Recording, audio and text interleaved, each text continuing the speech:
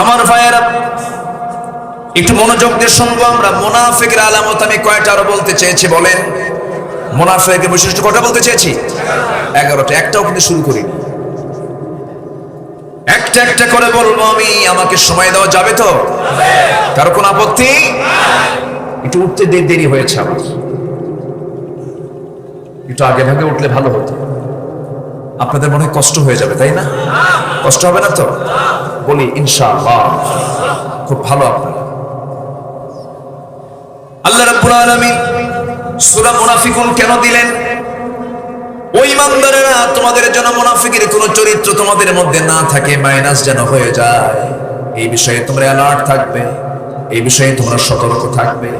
Number 1, এই 11টা বৈশিষ্ট্যের মধ্যে 1 নাম্বার বৈশিষ্ট্য হলো মুনাফিকরা। মুনাফিকরা মহান আল্লাহর মুমিন বান্দাদের নিয়ে ঠাট্টা বিদ্রুপ করে। দেখেন না, আলেমদের কোনো দোষ নাই কিন্তু দোষ বানায় দেয়। আসতে বলবেন না, আছে না নাই? দোষ না থাকলে কি শাস্তি হয়? এরকম বলার লোক আছে না নাই? ইউসুফ আলাইহিস সালামের তো কোনো দোষ ছিল না। আল্লাহর পয়গম্বর ইউসুফ আলাইহিস সালামকে কোনো দোষ না পেয়ে শেষ পর্যন্ত তাকে মামলা দিয়ে তাকে জেলখানায় ঢুকায় দেওয়া হলো। তার বিরুদ্ধে মামলা হলো জিনার মামলা। যেরকম নাউযুবিল্লাহ, জাকারিয়া আলাইহিস সালামকে করাত দিয়ে চিরে 2 টুকরো করে শহীদ করে দেওয়া হলো। তার বিরুদ্ধেও জিনার অভিযোগ দেওয়া হয়েছিল।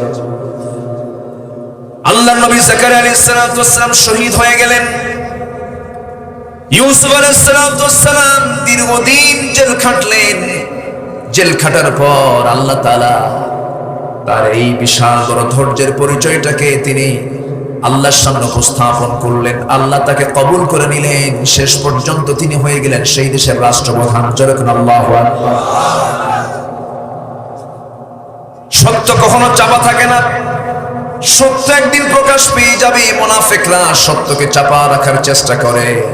মুনাফিকরা ভালো মানুষকে নিয়ে ঠাট্টা করে, বিদ্রুপ করে। নাম্বার 2, মুনাফিকদের আরেকটা চরিত্র হলো মুনাফিকরা অহংকারী হয়। কি হয় বলেন? অহংকার একমাত্র কে করবেন? অহংকার কার করা সাজে? আকাশটা কার? আসতে বলবেন, আকাশটা কার? আকাশ বানিয়েছেন কে? আল্লাহ কোথায় বলেন? আল্লাহ সব জায়গায় থাকার দরকার নেই। আল্লাহর ইলম সব জায়গায়, আল্লাহর ইলম সব জায়গায়। আল্লাহ তাআলার একটা নির্দিষ্ট আসন আছে না নাই? কয় মাইল দূরে? কয় মাইল দূরে? কোন মাপটা পারবো আমরা নিতে? আমার আল্লাহ কত দূরে আছেন? এই প্রশ্ন করলে সঠিক কোন পরিসংখ্যান পৃথিবীর কেউ দিতে পারবে না। কারণ আল্লাহ তাআলা কত দূরে আছেন, তার আরশ আজিমটা কত দূর। আল্লাহ তাআলা তিনি যে আরশ আজিমের সমাসীন আছেন। আর রহমান আলাল আরশ ইস্তাওয়া, আরশ আজিমে তিনি সমাসীন আছেন। কিন্তু আরশ আজিমের সমাসীন হলে কি হবে? তিনি এই গোটা দুনিয়ার সমস্ত মানুষের কি তিনি খবর রাখতে পারেন না? খবর রাখেন না? কেমন করে তিনি খবর রাখেন? আল্লাহ তাআলা কি সূক্ষ্মভাবে আমার আপনার খবর রাখেন। তিনি বলছেন, ওয়া ইয়ালামু খাইনাতাল আ'য়ুনি ওয়া মা তুখফিস সুদূর। তোমার চক্ষু কি খেয়ানত করে? তোমার অন্তরে তুমি কি চিন্তা করছো? তোমার অন্তরের খবরটা আমি আল্লাহ জানি। তোমার চোখের খেয়ানতটা আমি আল্লাহ সব দেখি। এমনকি আল্লাহ বলছেন, বান্দারে আমি তোমার স্কন্ধ শিরার চেয়ে নিকটে থেকে যাই। আল্লাহ তাআলা বলছেন, শোনো, তোমার বাড়িতে যে গাছ লাগিয়েছো, সেই তেঁতুল গাছের ডাল তোমার বাড়ির চালের উপরে, সেই তেঁতুল গাছের ডালটা ঝুলে আছে। তেঁতুল গাছের ঝিরিঝিরি পাতা, কোন পাতা আগে পড়লো, কোন পাতা পরে পড়লো, গাছ লাগিয়েছো তুমি, কিন্তু পাতার খবরটা, পড়ার খবরটা আমি আল্লাহ তাও জেনে যাই। জুড়ে বলি সুবহানাল্লাহ। ওয়া ইয়ালামু মা ফিল বাররি ওয়াল বাহরি ওয়া মা তাসকুতু মিন ওয়ারাকাতিন ইল্লা ইয়ালামুহা।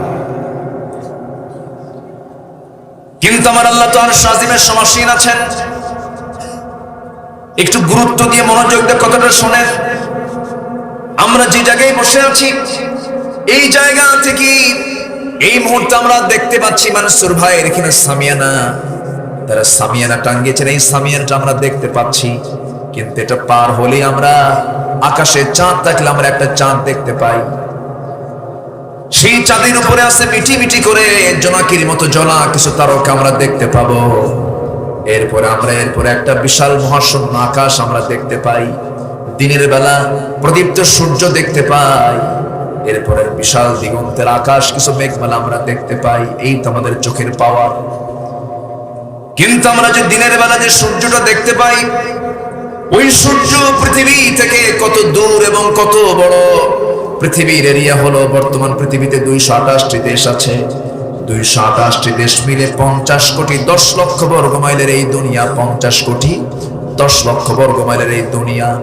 এই দুনিয়া যত বড়, ওই সূর্যের সমান হতে গেলে এরকম 13 লক্ষ দুনিয়া জোড়া দিলে পরে একটা সূর্যের সমান হয়। একটু আসতে বলেন সুবহানাল্লাহ। কত লক্ষ দুনিয়া বলেন? কত লক্ষ দুনিয়া? 13 লক্ষ দুনিয়ার সমান একটা সূর্য। আবার চাঁদের পিছনে যে তারকাগুলো আমরা দেখতে পাই, সেই তারকাগুলো কত বড়। সেই তারকাগুলো বেটেল জুইস নামে একটা তারকা আছে।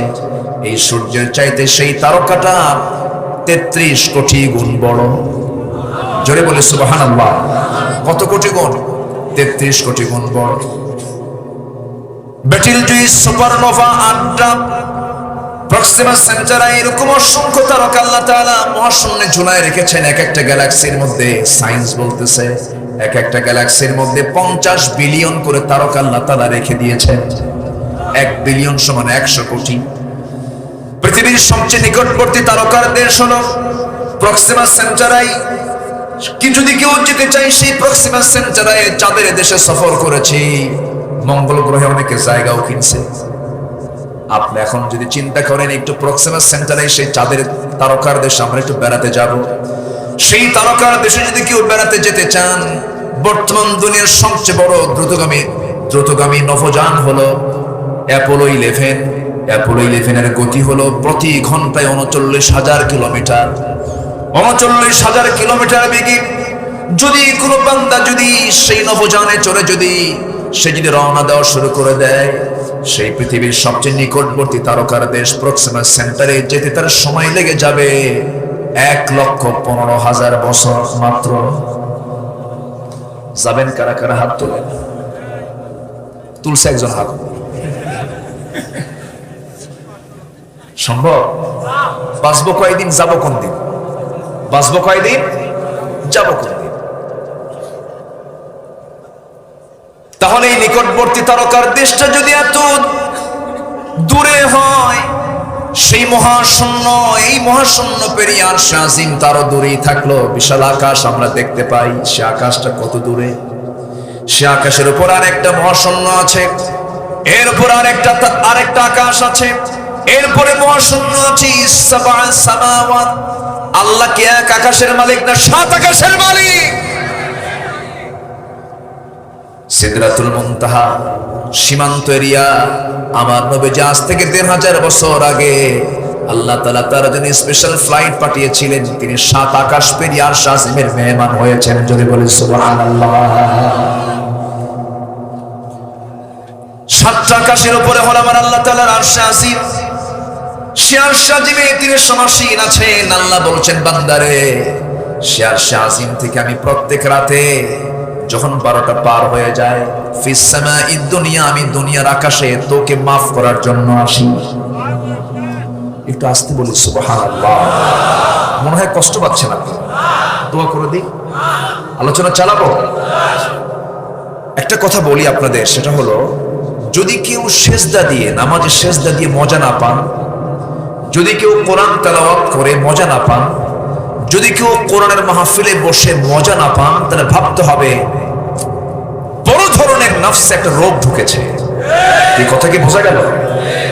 যদি কেউ সেজদা দিয়ে মজা না পায়, যদি কেউ কোরআন তেলাওয়াত করে মজা না পায়, যদি কেউ একাকী থেকে আল্লাহর ভয় না দিলের মধ্যে সৃষ্টি হয়, মাহফিলে কোনো কোরআনের বৈঠকে বসে যদি নিজে যদি তৃপ্তি না পাই, মজা না পাই, তাহলে ভাবতে হবে নফসের মধ্যে বড় ধরনের রোগ ঢুকেছে।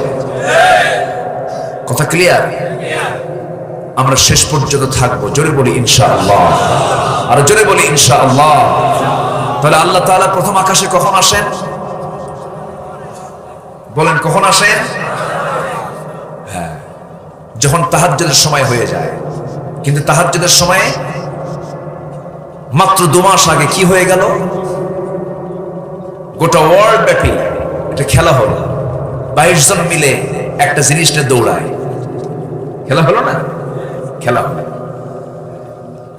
আমার মাহফিল ছিল কক্সবাজার বাই রোডে। আমি আমার গাড়ি নিয়ে আমি ফিরতেছিলাম কোন এক রাতে মাহফিল শেষ করে। প্রত্যেকটা মোড়ে মোড়ে বড় বড় প্রজেক্টর দিয়ে সব বসে আছে, 12টা 1টা 3টা খেলা দেখছে গোটা রাত ধরে। আল্লাহ তাআলা সেই সময় কোন আসমানে? আসতে করে। কোন আসমানে? প্রথম আসমানে। আমার কলিজাটা খান খান হয়ে যাচ্ছিল। আল্লাহ, কোথায় ব্রাজিল, কোথায় আর্জেন্টিনা, আর কোথায় বাংলাদেশ? খেলা চলতেছে হলো ব্রাজিল আর্জেন্টিনা, আর আমার দেশে ব্রাহ্মণবাড়িয়ায় 2 গ্রুপে মারামারি করে 3 জন শহীদ। এগুলো মানুষ না কাউ? আল্লাহ জানে। আছে না এগুলো? আছে না নাই? বলেন আছে না নাই? গোটা পৃথিবীতে চলছে 2টা যুদ্ধ। একটা হচ্ছে কালচারাল ওয়ার, আরেকটা হলো সাংস্কৃতিক, কি বলে, আরেকটা হলো মিলিটারি ওয়ার। সাংস্কৃতিক যুদ্ধ আর হলো সামরিক যুদ্ধ। সাংস্কৃতিক যুদ্ধটা কি? আর্জেন্টিনা কোথায়? তাদের ভাষা, তাদের কথা, তাদের কালচার সব ভিন্ন, অথচ সেই দেশের একজন খেলোয়াড়ের জার্সি নাম্বার, তার জার্সি সহ সন্দ্বীপের একটা গ্রামের ছোট্ট ঘরের ছোট্ট ছেলের গায়ে মেসি 10 নম্বর জার্সি। আমি কি ভুল বললাম? আছে না নাই? তাহলে তারা তাদের সংস্কৃতিতে তারা কি পরাজিত না বিজয়ী? মার্কেটিং করলো আমাদের কাছে, আমরা মার্কেট নিয়ে নিলাম। আফসোস, এটা আফসোস। আমি কাকে ফলো করি? সেই মেসির বাচ্চার বয়স 16 বছর, বিয়ের বয়স 2 বছর। বিয়ের বয়স কত বছর? আর বাচ্চার বয়স?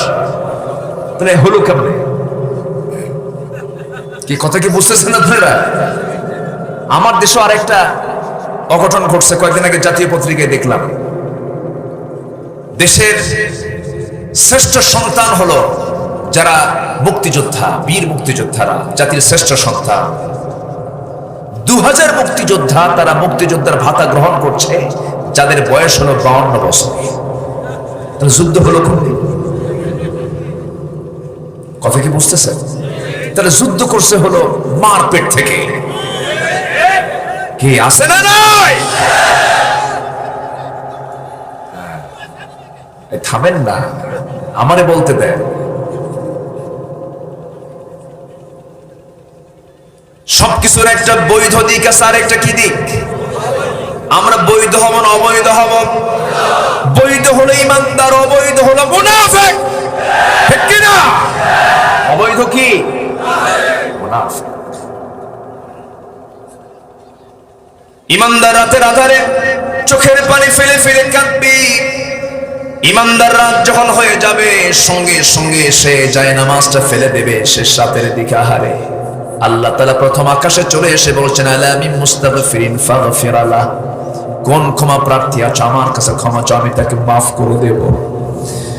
আজকে মুসলমান সেই সময় তারা কালিমার পতাকা হাতের মধ্যে না নিয়ে তারা নেয় খেলার পতাকা। ঠিক কিনা? আমার বুকটা পড়ে যাচ্ছিল সে 1.5 মাস। মাহফিলও ইফেক্ট পড়েছে, মাহফিলও শ্রোতা নাই। যেদিন ফাইনাল খেলা আমার জামালপুরে মাহফিল, যেখানে লক্ষ লক্ষ মানুষ হয়, সেখানে দেখে কয়েক হাজার মানুষ। আমি ভাবলাম এগুলো লোকগুলো গেল কই? যারা কয় কোরআন ছাড়া অন্য কিছু মানি না, কিন্তু সেদিন তারা কই গেছে? মাহফিল আসলে পরে একটু আলোচনা লম্বা হলে বিরক্ত হয়ে যায়। জুমার খুতবা আলোচনা 1:30টার জায়গায় 1:40 হলেই খালি ঘড়ি দেখে। ঘড়ি দেখবে খতিব, ঘড়ি দেখে মুসল্লি। ঠিক কি না?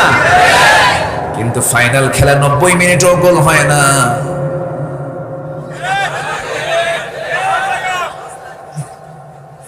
কি কথা বোঝা গেল? নামাজে মজা পেতে হবে। যে নামাজে মজা পাবে না তার মধ্যে মুনাফিকের লক্ষণ আছে না নাই? আমরা আমাদের ঠিক করে ফেলবো, জোরে বলি ইনশাআল্লাহ। নামাজকে আমরা সুন্দর করবো, জোরে বলি ইনশাআল্লাহ। মুনাফিকদের নামাজটা কেমন? সূরা মাউনে আসছে, আল্লাযীনা হুম আন সালাতিহিম সাহুন আল্লাযীনা হুম ইউরাউনা ওয়া ইয়ামনাউনাল মাউন। মুনাফিকরা লোক দেখানো নামাজ পড়ে, মুনাফিকরা অবহেলা করে নামাজ পড়ে। এইজন্য আল্লাহ তাআলা সেই সমস্ত মুনাফিকদের মুসল্লিদের ধ্বংস কামনা করেছেন, ফাওয়াইলুল লিল মুসাল্লিন বলেছেন। এইজন্য আমরা মুনাফিকের কোনো সিম্পটম আমাদের জীবনে আনতে দেব না। মুনাফিকরা এক নাম্বার হলো আল্লাহর যারা নিকটতম হলাম তাদেরকে হেয় করে। নাম্বার 2 হলো মুনাফিকরা বিনয়ী না অহংকারী, বিনয়ী না অহংকারী। আর ইমানদারকে অহংকারী হয় না, বিনয়ী হয়। আল্লাহ রাব্বুল আলামিন বলেন, وعباد الرحمن الذين يمشون على الأرض هونا وإذا خاطبهم الجاهلون قالوا سلاما والذين يبيتون لربهم سجدا وقياما والذين يقولون ربنا اصرف عنا عذاب جهنم إن عذابها كان غراما إنها ساءت مستقرا ومقاما جرب الله أكبر মুমিনের চোখে পানি আসে, মুনাফিকের চোখে পানি আসে না। মুমিন নামাজ পড়ার সঙ্গে সঙ্গে বেকরার হয়ে যায়, অস্থির হয়ে যায়। আল্লাহ তুমি আমাকে না মাফ করা পর্যন্ত সিজদা থেকে মাথা উঠাবো না, আল্লাহ তুমি আমারে মাফ করে দাও। নবীজি গোটা রাত সিজদায় পড়ে কেঁদেছেন, উম্মতের জন্য, নিজের জন্য কেঁদেছেন। আম্মা জান আয়েশা একদিন দেখতেছেন আমার নবীজির সিজদা থেকে মাথা উঠান না। আমার নবীজির সিজদার চিত্র দেখি আম্মা জান আয়েশা তাকে চিমটি দিলেন। কি দিলেন? চিমটি দিলেন। নবীজি নড়ে উঠলেন। রাসূল নামাজ শেষ করার পরে বলছেন, আয়েশা তুমি আমাকে চিমটি দিলা কেন? হুজুর এত লম্বা সময় সিজদায় পড়ে আছেন, আমি ভাবছি আপনি মরে গেলেন কিনা, আপনার কোনো নড়াচড়া নাই, এই জন্য আমি আপনাকে চিমটি দিয়েছি। হুজুর আপনি এত কাঁদেন কেন? আল্লাহ তো আপনার সবকিছু মাফ করে দিয়েছেন। রাসূল সঙ্গে সঙ্গে বলেন, আয়েশা রে, হাসরের ময়দানে আল্লাহ যদি আমাকে পাকড়াও করেন আমিও পার পাওয়ার কোনো সুযোগ পাবো না। আমার ভাইরা, সাহাবায়ে কেরাম চিন্তা করেছেন জান্নাত কেমনে পাবো, আল্লাহর ক্ষমা কেমনে পাবো। মুসলমান কি খেলার পতাকা হাতে নেবে না কালিমার পতাকা হাতে নেবে?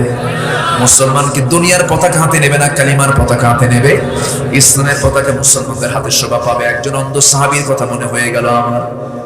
অন্ধ সাহাবী নবীজি, ওই অন্ধ সাহাবীকে সারা জীবন কোনোদিন কোনো যুদ্ধের পারমিশন দেন নাই।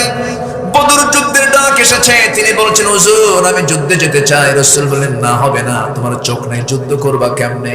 উহুদ আসলো, অনুমতি চাইলেন, পেলেন না। জীবনে আমার নবীজি তাকে কোনোদিন যুদ্ধের পারমিশন দেন নাই। প্রথম খলিফাও তাকে পারমিশন দেন নাই। কিন্তু দ্বিতীয় খলিফার আমলে কাদেসিয়ার যুদ্ধ যখন শুরু হয়ে যাবে, গাজওয়ে কাদেসিয়া, ওমরে ফারুকের সামনে সে অন্ধ সাহাবী এসে বলছে, ভাই ওমর আমার জীবনে কি শাহাদত হবে না? আমি কি শহীদ হতে পারবো না? কারণ হিসাব দিয়ে আমি তো জান্নাত পাবো না রে ভাই, হিসাব দিয়ে জান্নাত পাওয়া কঠিন। আমি যতটুকু জানি বিনা হিসেবে জান্নাত পাওয়ার মাধ্যম হলো শাহাদাত। আমার তো চোখ আল্লাহ তাআলা দেন নাই, চোখটা আমার নাই, এইজন্য আমি যুদ্ধে যেতে পারি নাই। কিন্তু আমার চোখের সামনে কত ভাই বদর যুদ্ধ করে শহীদ হয়ে জান্নাত চলে গেল, উহুদে অংশগ্রহণ করে শহীদ হয়ে জান্নাতে চলে গেল। আমি তো পারলাম না, আমি এখনো যেতে পারলাম না। ভাই ওমর তুমি আমার একটু মনে রাখো, দুইটা বোঝার চেষ্টা করো। আমি যুদ্ধে যেতে চাই, কেমন করে যুদ্ধে যাব? আমাকে পারমিশন দেওয়া যায় নাকি? ওমরে ফারুক তার মনের কথাটা বুঝে বলতেছে, ভাই অন্ধ সাহাবী আব্দুল্লাহ ইবনে উম্মে মাকতুম, তোমার শানে আল্লাহ তাআলা আয়াত নাযিল করেছেন, আবাসা ওয়া তাওয়াল্লা আন জাআহুল আ'মা ওয়া মা ইউদরিকা লাআল্লাহু ইয়াযাক্কা। আল্লাহ তোমার শানে আয়াত নাযিল করেছেন, সূরা নাযিল করেছেন। ওরে আব্দুল্লাহ তুমি যে যুদ্ধে যেতে চাও, কিন্তু যুদ্ধে যেতে হলে তো চোখ লাগবে, চোখ ছাড়া তুমি যুদ্ধ করবা কেমনে? সঙ্গে সঙ্গে তিনি বলছেন, আমিরুল মুমিনিন শোনো, যুদ্ধে গিয়ে সবাইকে তরবারি দিয়ে যুদ্ধ করে নাকি? কেউ পাহারা দেয়, কেউ মাল সামানা টানে, কেউ খাবারের ব্যবস্থা করে, কেউ কালিমার ঝান্ডা নেয়। অন্তত আমি যেন তরবারি নিয়ে যেন কোনো কাজ আমার না করা লাগে। তবে আমার একটা কাজ খুব পছন্দ। কি কাজ? যুদ্ধে যদি আমাকে পারমিশন দিয়ে দেন তাহলে আমি কি করব? অন্তত আমাকে ওই দায়িত্বটা দিবেন, কালিমার ঝান্ডাটা কাউকে না দিয়া আপনি আমার হাতে তুলে দিবেন। কালিমার ঝান্ডা আমি আমার হাতের মধ্যে তুলে দেব। কালিমার ঝান্ডা হাতের মধ্যে তুলে নিয়ে সবার সামনে আমাকে দাঁড় করায়া দিবা। আমি এক জায়গায় এক স্থির হয়ে দাঁড়িয়ে থাকবো কালিমার ঝান্ডা হাতের মধ্যে নিয়ে। কাফেররা আমাকে মেরে ফেলতে খুব সহজ হবে তাদের। তারা দেখবে, আমি চোখ দিয়ে দেখবো না। তারা আমাকে লক্ষ্য করে তীর ধনুক হাতে নিয়ে তারা তীর মেরে দেবে আমার বক্ষ ভেদ করে। আমার বুক থেকে রক্তগুলো ঝরে ঝরে পড়বে। আমার বুকের তাজা রক্ত ফিনকি দিয়ে পড়বে। আমি শাহাদত বরণ করব। হাসতে হাসতে হাসরের ময়দানে আল্লাহর সামনে গিয়ে দাঁড়াবো। আল্লাহ আমাকে বলবেন, ও আব্দুল্লাহ ইবনে উম্মে মাকতুম, সবার চেহারা একরকম, তোমার চেহারা আরেক রকম। তোমার চেহারা রক্তাক্ত কেন? তোমার বুকে রক্ত ঝরছে কেন? কি হয়েছে তোমার? এই দুনিয়া থেকে যারা শহীদ হয়ে দুনিয়া থেকে বিদায় হবে, রক্তমাখা দেহ নিয়ে হাসরের ময়দানে তারা আল্লাহর সামনে দাঁড়াবে। জোরে কোন সুবহানাল্লাহ। সেই সময় আল্লাহ বলবেন, ও বান্দারা, তোমরা রক্তাক্ত দেহ নিয়ে আমার সামনে হাজির হয়েছে কেন? সেই সময় তারা বলবে, আল্লাহ, তোমার জমিনে তোমার দিন কায়েমের জন্য আমরা রক্ত ঝরেছি। সেই সময় আল্লাহ বলবেন, ও আল্লাহর বান্দা, শহীদ তোমরা সাক্ষ্য দিয়েছো, আজকে তোমাদের জন্য কোনো হিসাব নাই। আজকে তোমাদেরকে বিনা হিসাবে আমি আল্লাহ তোমাদেরকে জান্নাতের দরজা দেখায় দিলাম। যাও জান্নাতে। জোরে কোন সুবহানাল্লাহ। জান্নাতে যাওয়ার জন্য পাগল হতে হবে, জান্নাতে যাওয়ার জন্য পেরেশানি হতে হবে, জান্নাতে যাওয়ার জন্য অস্থির হতে হবে। আমার বন্ধুগণ, মুনাফিকের কিছু লক্ষণ আমি বলতেছিলাম, দুইটা বিষয় আমি কেবল বলেছি। নাম্বার 3 হলো মিথ্যা বলতে বলতে এদের হৃদয়টা মানসিক ব্যাধিতে রূপান্তরিত হবে। মিথ্যা বলতে বলতে খালি মিথ্যার উপরে কথা আসে না নাই? বলেন আসে না নাই? একটা মিথ্যাকে প্রতিষ্ঠিত করার জন্য আরেকটা মিথ্যা বলে এমন লোক আসে না নাই? বলে আছে। নাম্বার 4 হলো এই সমস্ত লোকগুলো মুমিনদেরকে মূর্খ বলে। দেখবেন আজকের সমাজে কিছু বেনামাজি সুদখোর আছে। হুজুররা কি বোঝে? তোমরা কোন কসু বোঝো? ঠিক কি না? আছে না? আছে না? যারা কোরআন বোঝে তারা সব বোঝে, যারা কোরআন বোঝে না তারা কিচ্ছু বোঝে না। হ্যাঁ হ্যাঁ, বলেন বলেন না একটু, কি কইছে? হ্যাঁ, কষ্ট পাচ্ছেন নাকি আপনারা? আলোচনা করি, কথা বলি।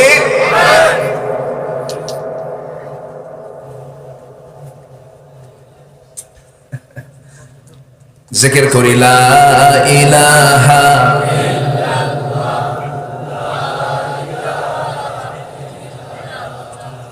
আরো জোরে লা ইলাহা, আরো জোরে সুবহানাল্লাহ আলহামদুলিল্লাহ।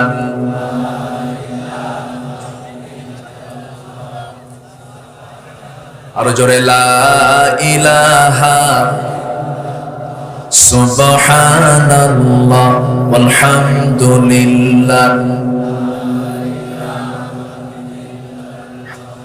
লা ইলাহা ইল্লাল্লাহ মুহাম্মাদুর রাসূলুল্লাহ সাল্লাল্লাহু আলাইহি ওয়াসাল্লাম।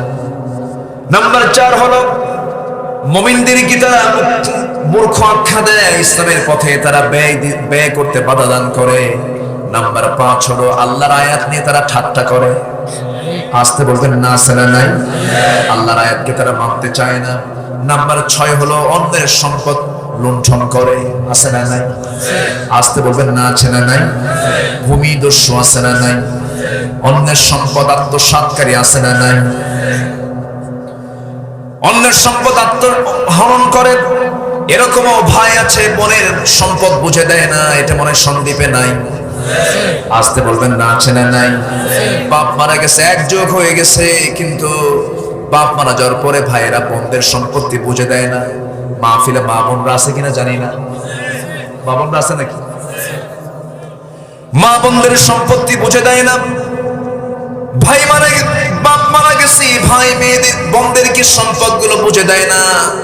মাঝে মাঝে দাওয়াত দেয়, বছরে 2 বার করে দাওয়াত দেয়, 2 ঈদে দাওয়াত দেয়, কিছু পিঠে টিঠা খাওয়ায় দেয়, কিছু সুন্দর করে সেবা টেবা করে বলে, বোন শোনাই দেখে আসো বসো, তুমি তো সংসার হচ্ছে, তোমার স্বামী, তোমার পরিবার, তোমার ছেলে মেয়ে আছে, আব্বা তো মারা গেছে, সম্পদ কিছু রেখে গেছে, কিন্তু বোন একটা কথা বলি, অংশ নিলে কিন্তু ধ্বংস হয়। দেখছেন কি ফতুয়া বানানো, মানে এটা একবার শয়তান থেকে ওহী নাযিল হয়েছে, ঠিক কিনা বলেন? আছে না নাই? এগুলো মুনাফিকদের কাজ। আসতে বলেন কেন? এটা কাদের কাজ বলেন? অন্যের সম্পদ হরণ করে, এতিমের মাল মেরে খায়, বিধবা ভাতা, বয়স্ক ভাতা, এগুলোর টাকা পর্যন্ত মেরে খায়। এমনও চেয়ারম্যান আমার দেশে আছে, বিধবা ভাতার টাকা মেরে খাইছে, বিধবার তালিকায় চেয়ারম্যানের বউ 1 নাম্বার। চেয়ারম্যান বেশি আছে কিন্তু বিধবা ভাতা খাচ্ছে। রাগ করতেছেন নাকি আপনারা? নাম্বার 7 হলো মানুষের সঙ্গে বিনা কারণে বিবাদে জড়ায়, এমনি গন্ডগোল লাগানোর চেষ্টা করে। এরকম লোক মনে হয় বাংলাদেশে খুব কম। আসতে বলবেন না, আছে না নাই? নাম্বার 8 হলো কাফেরদের সঙ্গে সখ্যতা আনে। আমার দেশে বহু পরিবার আছে, স্বামী মুসলমান, বউটা হলো অন্য ধর্মের হিন্দু। আছে না নাই বলে? দুর্গা পূজা আবার নামাজেও যায়, আছে না নাই? এগুলো মুনাফিকের লক্ষণ। কিসের লক্ষণ বলে? মুনাফিকের লক্ষণ। ওই সমস্ত লোকদের মুখ থেকে বের হয় নারায়ে তাকবীর নাকি নির্দিষ্ট দলীয় স্লোগান। নারায়ে তাকবীর নির্দিষ্ট কোনো দলীয় স্লোগান নয়। নারায়ে তাকবীর হলো 180 কোটি মুসলমানের দিলের কলিজার স্লোগান, ঠিক কি না?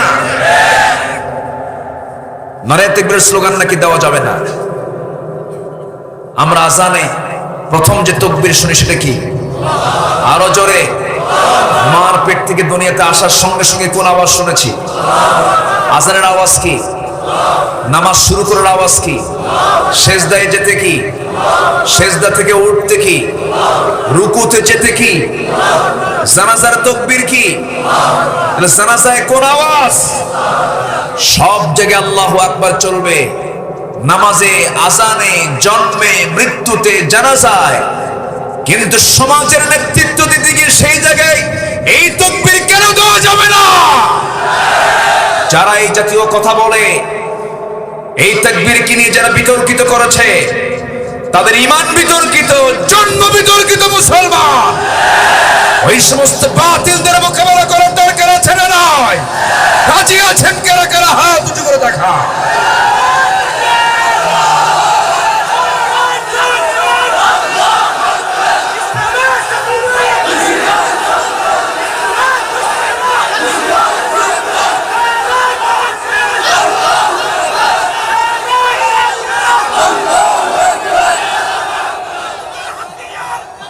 আল্লাহ তুমি সবার হাতকে কবুল করে, জোরে বলি আমিন। আরো জোরে আমিন।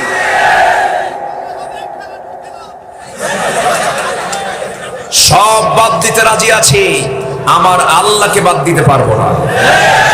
না খেয়ে থাকবো, জুলুম সহ্য করব, আল্লাহকে ছাড়বো না আমরা। ওদের কাছে আল্লাহর নামটাও বিরক্ত, ওরা আল্লাহর নাম নিতে লজ্জা পায়। এটা মুনাফিকদের স্বভাব। কাদের স্বভাব? মুনাফিক। আজকে সূরাটাই তো কঠিন, বুঝলেন? আজকে আমি বিষয়টা নেওয়ার কারণ হলো ইমানদারকে চেনার দরকার আছে না নাই? ইমানদারকে চিনতে গেলে মুনাফিকও চেনার দরকার আছে না নাই? মুনাফিকি চরিত্র বাদ দিলেই কি হয়ে যাব? ইমানদার হয়ে যাব। আমার ভাইয়েরা, আজকের মাহফিল আমি লক্ষ্য করছি মুরব্বী মানুষের চাইতে আজকে যুবকদের মাহফিল অংশগ্রহণ বেশি। আলহামদুলিল্লাহ, এটা ইতিবাচক দিক, ভালো দিক। যুবকরা খারাপ কাজে যাবে না, যুবকরা ভালো কাজে থাকবে। কিন্তু আজকে সমাজ যে সিচুয়েশন আমরা দেখছি, ভালো হওয়ার সুযোগ বেশি না খারাপ হওয়ার সুযোগ বেশি? বলেন, খারাপ হওয়ার সুযোগগুলো সবচাইতে বেশি। খারাপ হওয়ার জন্য সমস্ত মাধ্যমগুলো আজকে ওপেন করে রাখা হয়েছে, কিন্তু ভালো হওয়ার জন্য সেই পরিবেশটা আজকে সমাজে নাই। আপনার সন্তানকে একটা জায়গায় ভালো জায়গায় পড়াবেন, প্রতিষ্ঠান খুঁজে পাওয়া যায় না। কি পরিবেশ আমরা আজকে উপহার দিয়েছি। আমার বন্ধুগণ, বিশেষ করে যুবকদেরকে বলবো, যুবকরা, আমি তোমাকে আজকে 3টা আমল শেখায় দেব। 3টা আমল তুমি ফলো করবে। তোমার এই 3টা আমল করার কারণে আমি তোমাকে বলে যাচ্ছি, কোরআন এবং হাদিসকে সামনে রেখে বলছি, তুমি যদি 3টা আমল করতে পারো, মহান রব্বুল আলামিন তোমার বাকি জীবনে রিজিকের কোনো অভাব রাখবেন না, বরং রিজিকটা ডাবল ডাবল হয়ে যাবে। যুবকরা শুনবে? আগ্রহ আছে? নাম্বার 1, তাড়াতাড়ি বিয়ে করো।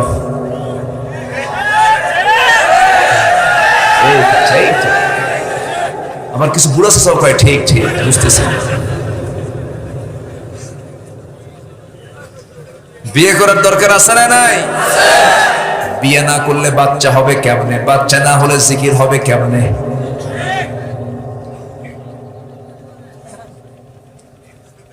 যদিও কথা শুনে তোমার কাছে একটু মনে হলো হাসির কথা, কিন্তু এটাই তো বাস্তব। আজকে সমাজে বিয়ে বেশি না জেনা বেশি? জেনাকে বন্ধ করার জন্য কি চালু করা দরকার? কিন্তু আজকে জেনাটা কঠিন না বিয়েটা কঠিন? বিয়া কঠিন। বিয়ে করতে গেলে বহু শর্ত। মেয়ের বাপ বলে চাকরি আছে নাকি? আছে না নাই? বহু শর্ত আছে না? মেয়ের বাপ বলে চাকরি আছে নাকি? হ্যাঁ। কি চাকরি? সরকারি হবে না, কম বেতন, পারফিউমই হবে না, কসমেটিক্স হবে না। দেখো তো উপরিয়া কামাই আছে নাকি? উপরিয়া কামাই এক্সট্রা কি কামাই এক্সট্রা আছে কিনা? এরপরে হ্যাঁ সবই আছে, তারপরে দেখো তো ও কি আমেরিকার সিটিজেন কিনা, আর মঙ্গল গ্রহে অফিস আছে কিনা। আপনি আপনার মেয়েকে টাকা দেখে বিয়ে দিয়েছেন, আল্লাহর কসম করে বলি, শুধু টাকা দেখে, সম্পদ দেখে বিয়ে দিলে আপনার মেয়ে কোনোদিন সুখী হবে না। আপনার মেয়েকে সুখী বানানোর জন্য আগে দরকার হলো মুনাফিক না ইমানদার? কি বলেন? কি ইমানদার দরকার। যুবকরা তোমরা মনে রাগ করতেছ? 1 নাম্বার কি করো? রাজি আছো তো? অন্যের বউ না কিন্তু এখন তো অন্যের বউরে বেশি পছন্দ করে। পরকীয়ার পরিমাণ কমছে না বাড়ছে? নিজে তো বিপদে পড়ছি, আরেকজনের বিপদে ফেলাই দিচ্ছে। এই সমস্ত নোংরামিগুলো করা যাবে না যুবক। মূল পয়েন্ট আমি হাত দিয়েছি। তোমার চরিত্র যখন নষ্ট হয়ে যাবে, তুমি ভাববে তুমি শেষ হয়ে গেছো। চরিত্রকে কখনো নষ্ট করবে না যুবক। তোমার সামনে আলেয়া হাজির হবে, তোমার সামনে নার্গিস সুইটি বিউটি হাজির হয়ে যাবে। সুন্দরী সুন্দরী মেয়ে তোমাকে অফার করবে, প্রস্তাব করবে। আল্লাহ তাআলা বলছেন, ও বান্দা শোনো, ও যুবক শোনো, তোমার যৌবনকে কন্ট্রোল করে আমাকে ভয় করে চলো। আমি তোমাকে আরো শাজিমের ছায়ার নিচে আমি তোমাকে স্থান দেব। তোমাকে আমি আমার স্পেশাল মেহমান বানাবো। রাজুলুন দাআতহু ইদা রাজুলুন ইদা দাআতহু ইমরাতান যাত হাসাবিন ওয়া জামালিন ইন্না খাফুল্লাহ। সম্ভ্রান্ত পরিবারের একজন নারী প্রেমের প্রস্তাব দিয়েছে, কিন্তু সঙ্গে সঙ্গে যুবক বলে ফেললো, আমি কাকে ভয় করি? আসতে বলবেন না, কাকে ভয় করি? আল্লাহকে ভয় করি। ও যুবক ভাইরা, আজকে বর্তমান দুনিয়া হলো উলঙ্গ দুনিয়া। তোমার চোখের হেফাজত করতে হবে, চোখের পর্দা করতে হবে, কানের পর্দা করতে হবে, হাতের পর্দা করতে হবে, পায়ের পর্দা করতে হবে। কারণ চোখের জেনা আছে না নাই? কানের জেনা আছে না নাই? হাতের জেনা আছে না নাই? পায়ের জেনা আছে না নাই? এই জন্য আল্লাহ বলছেন জেনা করো না, এই কথা বলেন নাই। ওয়ালা তাকরাবু জিনা, জিনার নিকটে যেও না। জিনার নিকটে যেও না, জিনার নিকটবর্তী হয়ো না। আল্লাহ তাআলা যুবককে কত সতর্ক করে দিচ্ছেন, ও যুবক তোমার যৌবনকে কন্ট্রোল করার চেষ্টা করো। প্রয়োজনে তুমি বিয়ে শাদী করে নাও, তবু জেনার কাছে যেও না। কারণ জেনা তুমি রোগী হয়ে যাবে, সমাজকে রোগী বানায় ফেলবে, সমাজটা অসুস্থ হয়ে যাবে, নষ্ট হয়ে যাবে। আমার নবীজি বিয়েটাকে ইজি করে দিয়েছিলেন। আমার নবীজি তার সবচেয়ে কাছের মেয়ে, সবচেয়ে ছোট্ট মেয়ে, সবচেয়ে আদরের মেয়ে, নবীজির কলিজার টুকরা, আদরের দুলালি ফাতিমাকে বিয়ে যখন দিলেন, নবীজি তার মেয়ে ফাতিমাকে বিয়ে দিবেন প্রস্তাব দিয়েছেন। বিলিয়নার সাহাবী, খেজুর বাগানের মালিক, কোটি কোটি টাকার মালিক সাহাবীরা নবীর সামনে এসে প্রস্তাব দিচ্ছেন। সুন্দর সুন্দর সাহাবীরা। আমার নবীজি বলছেন, নট এলাও হবে না। আমি আমার মেয়েকে যার সঙ্গে বিয়ে দেব, সেই কাঙ্ক্ষিত লোকটা আমার সামনে এখনো আসে নাই। সবার প্রস্তাব দেওয়া শেষ। সাইয়েদনা আলী আস্তে আস্তে করে হাঁটে একবার, আবার পিছে পিছে যায়। না, রাসূল আমাকে পছন্দ করেন কিনা জানি না। নবীর সামনে গিয়ে দাঁড়ালেন। রাসূল বলছেন, আলী কেন আসছো, কি জন্য আসছো? হুজুর আসলাম, দাঁড়ালাম। রাসূল বলছেন তুমি কি আমার মেয়েকে বিয়ে করবে? মানে হুজুর দিলে করা যায়, দিলে করা যায়। রাসূল বললেন তুমি যে আমার মেয়েকে বিয়ে করবা, কি আছে তোমার বলো? হুজুর কিচ্ছু নাই, বাড়ি তো নাই। নবীজি বললেন বাড়ি নাই, ঠিক আছে, আর তোমার কাছে উপস্থিত কি সম্পদ আছে বলো? এবার তিনি বলছেন আমার কাছে যা কিছু আপনি আমার সঙ্গে দেখছেন তাই আছে। কি? এই যে ঢাল, এই যে তরবারি, তাছাড়া কিছুই নাই। রাসূল বলেন ঠিক আছে, তরবারি তো যুদ্ধের জন্য লাগবে, যাও ওই যে ঢালখানা, ঢাল ছাড়াও যুদ্ধ চলে, ঢালটা বিক্রি করে আসো, ঢাল বেচার টাকাই হবে আমার মেয়ের বিয়ের মহরানা। বিয়েটা রাসূল কঠিন করেছেন না সহজ করেছেন? মেয়ের বাপদেরও কিছু দোষ আছে। যুবকরা কি খুশি।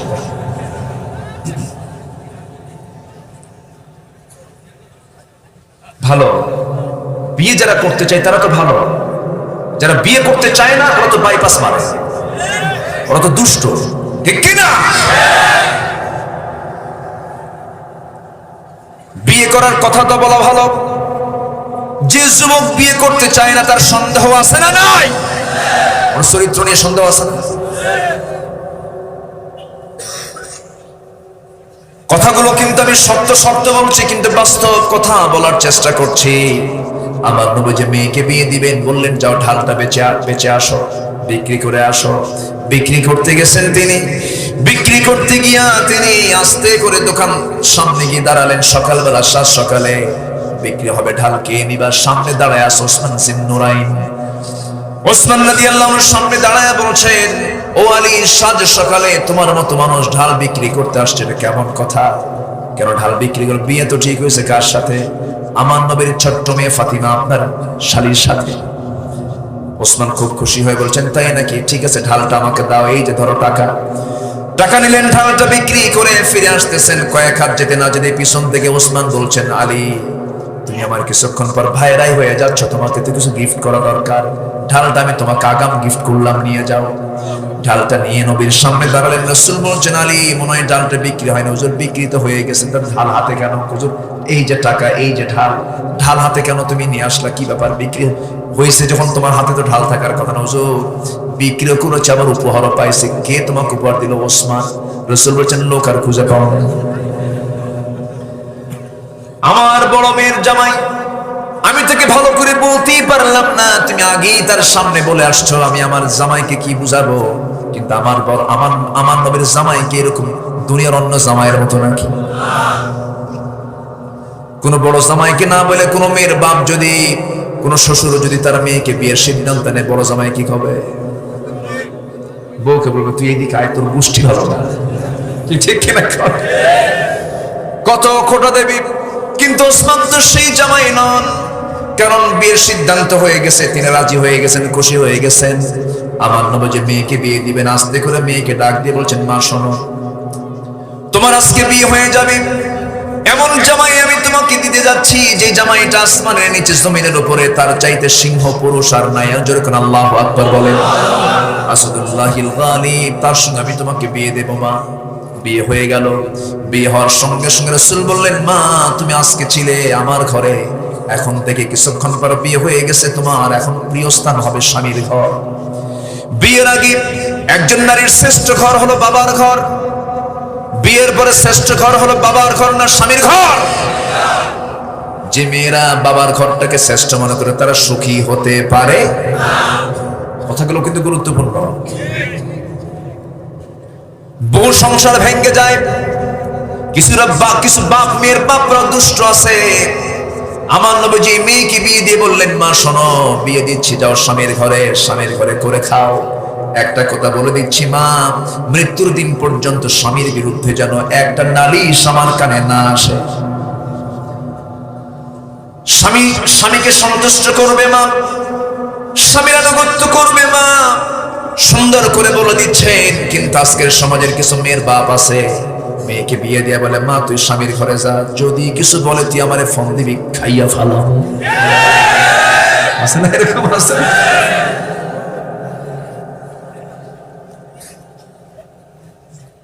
এই সমস্ত চরিত্রগুলো আনলে পরে সমাজ তো কখনো ভালো হবে না। আপনি মা, বিয়ে হওয়ার পর আপনি স্বামীর ঘরে চলে যাবেন, আপনি আরেকজনের মা হয়ে যাবেন। সন্তান লালন পালন করবেন, সংসার হয়ে যাবে, ওটাই আপনার শ্রেষ্ঠ ঘর, শ্রেষ্ঠ বাড়ি আপনার। আমার নবীজি মেয়েকে বিয়ে দিয়ে দিলেন। বিয়ে দেওয়ার পর আমার নবীজি তার ছোট্ট পরিসর থেকে কিছু গিফট করলেন। একটা পিসদানি দিলেন, পিসদানি আটা পেশা, একটা পিসদানি দিলেন, পানির মশক দিলেন, চামড়ার তোষক দিলেন, আর একটা পান পাত্র দিয়ে বললেন, মা যাও সংসারটা করে খাও, তোমার বাবাও সিম্পল, আমি তোমাকে সিম্পল থাকতেই পছন্দ করি, যাও। ভাড়া বাড়িতে গিয়ে উঠলেন। কি বাড়ি বলেন? ভাড়া বাড়ি, নিজের বাড়ি নাই।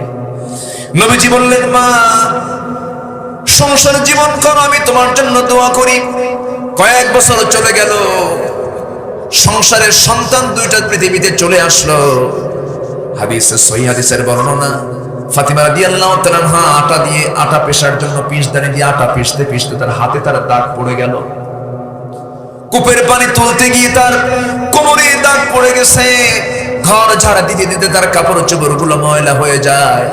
ছোট্ট দুইটা বাচ্চা, একা কাজ করে সারতে পারছেন না, কষ্ট হয়। স্বামীর সঙ্গে পরামর্শ করলেন, স্বামীও বললেন, আলীও বললেন, যাও দেখো তো রাসূলকে বলো, দেখো তো কিছু করা যায় নাকি। আমার নবীর কাছে এসে বলছেন, আব্বা জান কিছু কথা আছে। আমার নবীজি সাহাবীদের সঙ্গে কথা বলছিলেন, সেই জায়গা থেকে আস্তে করে তিনি বের হয়ে আসলেন।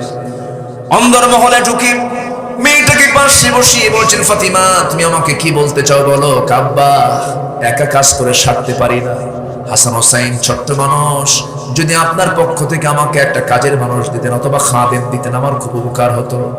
নবীজি আস্তে করে বলছেন, মা শোনো, আমার কলিজার টুকরা মেয়ে ফাতিমা শোনো, আমি তোমাকে ভিন্ন চোখে দেখি, আমি তোমাকে দারুণ ভালোবাসি। ফাতিমা তুমি তোমার বাপকে কি কখনো দেখেছো আমার কাজ অন্য কেউ করতে পেরেছে?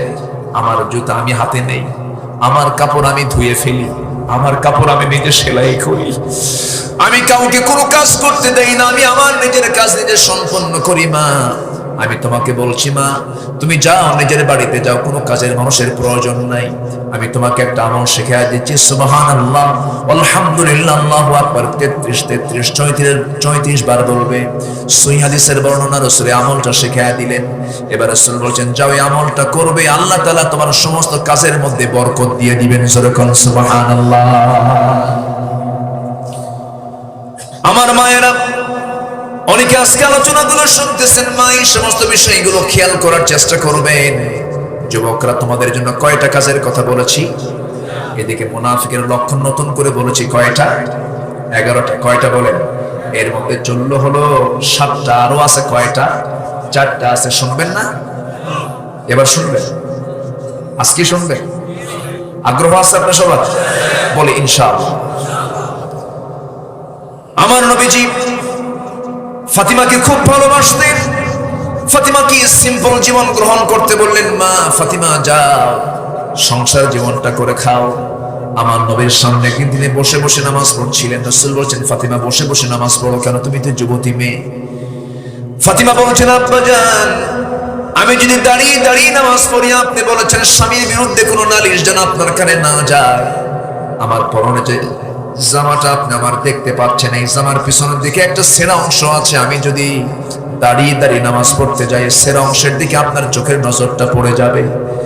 আপনি যদি ওই চোখের নজরে যদি সেই ছেঁড়া অংশটা যদি দেখতে পেয়ে যদি আপনি হঠাৎ করে মনে করেন আমার জামাই আলী আমার মেয়েকে কাপড়ে কষ্ট দেয়, আমার স্বামীর দুর্নাম হয়ে যাবে মনে করে আমি স্বামীর দোষটাকে গোপন করার জন্য আমি ফাতিমা বসে বসে নামাজ পড়তেছি। জোরে বলুন সুবহানাল্লাহ। যে বান্দা কোন বান্দার দোষকে গোপন করবে, আল্লাহ তাআলা তার দোষকে গোপন করবেন। মান সাতারা মুসলিমান সাতারাহুল্লাহু ইয়াওমাল কিয়ামাহ। কিন্তু যারা দোষ খুঁজে বেড়ায়, যারা দোষ বলে বেড়ায়, তারা কি ঈমানদার না মুনাফিক? ঈমানদার না মুনাফিক? দোষকে আমরা আড়াল করবো, জোরে বলি ইনশাআল্লাহ। কিন্তু আবার বুঝবেন না, এটা উল্টা বুঝবেন না, কি কেউ অন্যায় কাজ করলো প্রকাশ্যে, সে অন্যায় কাজের মোকাবেলা করার দরকার আছে না নাই? আসতে বলবেন না, আছে না নাই? আছে। নাম্বার 8 হলো কাফিরদের সঙ্গে যারা সখ্যতা রাখবে। নাম্বার 9 হলো মহান আল্লাহর সঙ্গে যারা বিদ্রোহ করবে, ইবাদতে যারা অলসতা করবে। আল্লাহর সঙ্গে বিদ্রোহ করা মানে আল্লাহ তাআলা যে বিধানগুলো দিয়েছেন সেই বিধানগুলোকে যারা ইনকার করবে, অমান্য করবে, এমন লোক এখনো আছে না নাই? বলে যে কোরআনের আইনগুলো হলো মধ্যযুগীয় আইন, এই আইন এখনকার সমাজে চলতে পারে না, এমন লোক বলার লোক আছে না? আচ্ছা,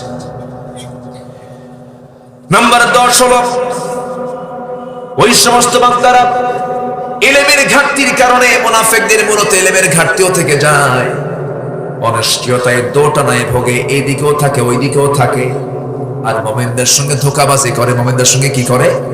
ধোঁকাবাজি করে। নাম্বার 11 হলো ভীতু কাপুরুষ, অস্থির চিত্তের মানুষগুলো মুনাফিক হয়। মুনাফিকরা সাহসী হয় না ভীরু হয়? সাহসী হয় না ভীরু হয়? খালি প্যাঁচ লাগায়। কি লাগায়? প্যাঁচ লাগায়। যেরকম আমার নবীজি মুতার যুদ্ধের ডাক দিলেন। কি, কোন যুদ্ধের ডাক দিলেন? মুতার যুদ্ধ লাগবে, রোমানদের বিরুদ্ধে যুদ্ধ করতে হবে। বললেন যে কারা কারা আছো? 3000 সাহাবীর সামনে দাঁড়ানো। রাসূল বললেন যে এই যুদ্ধের ময়দানে আমি যাব না, আমার যাওয়া হচ্ছে না, কারণ মদিনায় মুনাফিকরা আছে। মদিনায় কি আছে?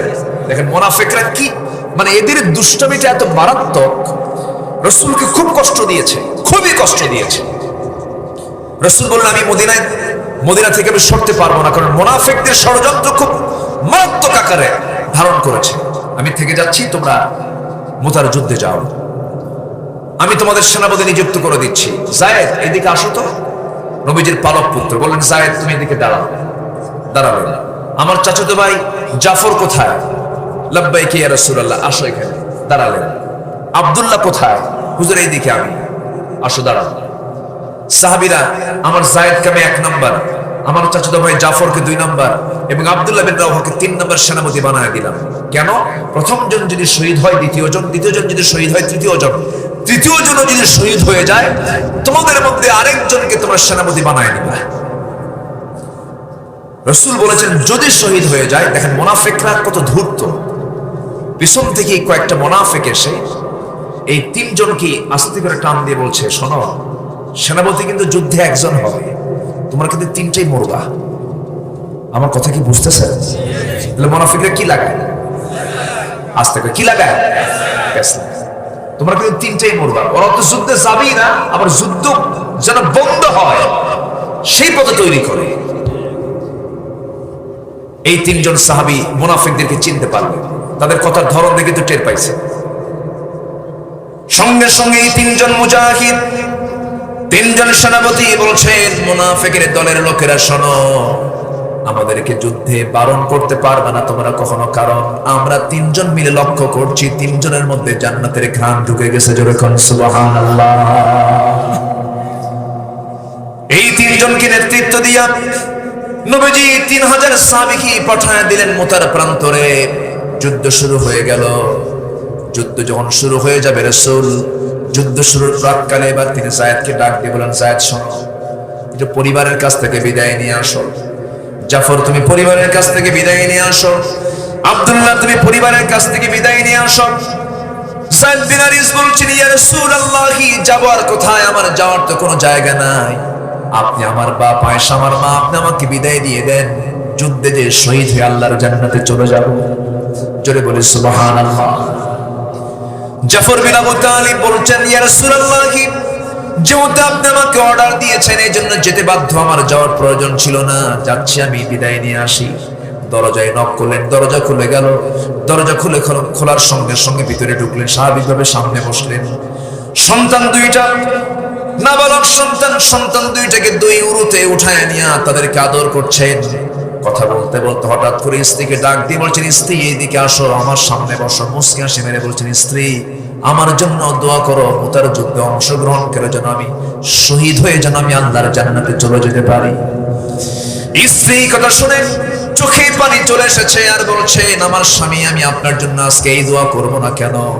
সবাই তো শহীদ হবে না, কিছু গাজী হবে, আমি আপনার জন্য আজকে গাজীর দোয়া করব, কারণ আমার সন্তান 2টা এতিম হয়ে যাবে, তার আব্বা আব্বা বলে ডাকতে পারবে না। সঙ্গে সঙ্গে জাফর বিন আবু তালিব করলেন কি, কোমরে তরবারি ছিল, কোষমুক্ত করে স্ত্রী হাতটা বাম হাতে টেনে নিয়া স্ত্রীর হাতের ভিতরে তিনি একটা আঘাত করলেন, তরবারির উল্টা আঘাত করলেন। উল্টা আঘাত করে বলছেন স্ত্রী আমি তোমার হাতে যে মারলাম তরবারির আঘাত, হাত কাটছে নাকি? না কাটে নাই। কেন কাটলো না? উল্টা করে তুমি আমাকে মেরেছো, তরবারির আঘাত দিয়েছো।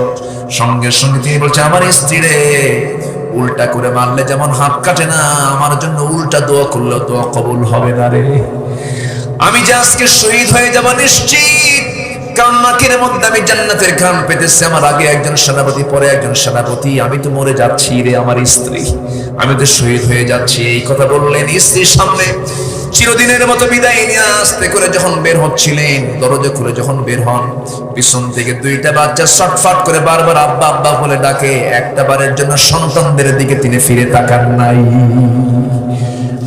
সব মায়া ছেড়ে দিয়েছেন। কুল ইন কানা আবাউকুম ওয়া আবনাউকুম ওয়া আজওয়াজুকুম ওয়া ইখওয়ানুকুম ওয়া আশিরাতুকুম, সন্তান, পরিবার, স্ত্রী, বাসস্থান সবকিছুকে বাদ দিয়ে জিহাদিন ফি সাবিলিহি, জিহাদকে প্রাধান্য দিয়া জাফর বিন আবু তালিব যুদ্ধে ঝাঁপিয়ে পড়লেন।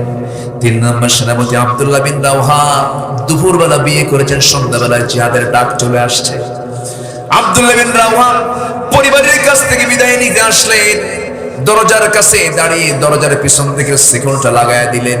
শিকল লাগায় দিয়ে বলছেন, নতুন অতিথি আমার ঘরে এসেছো, কিন্তু আমি তোমার সঙ্গে দেখা করতে যাব না, আমি তোমার সঙ্গে দেখা করবো না, শুধু কথা বলার জন্য আসছি। আমি বাইরে দাঁড়িয়ে আছি, তুমি একটু আমার কথাগুলো শোনো। আমি মুতার যুদ্ধের 3 নম্বর সেনাপতি নিযুক্ত হয়েছে, আমার জন্য দোয়া করো, আমি যেন মুতার যুদ্ধে অংশগ্রহণ করে শহীদ হয়ে যাই। স্ত্রী বলছেন, স্বামী আমার বিয়ে হলো, কিন্তু আপনাকে আমি ভালো করে একটা বারের জন্য ভালো করে দেখতে পেলাম না, একটু ভিতরে আসেন, একটা বারের জন্য আমি প্রাণ ভরে দেখবো আপনাকে। আব্দুল্লাহ বলছেন, তুমি তো আমাকে দেখতে যাবে, সময় ক্ষেপণ হয়ে যাবে, যুদ্ধে যেতে আমার দেরি হয়ে যাবে, কেন তুমি দেখতে চাও বলো?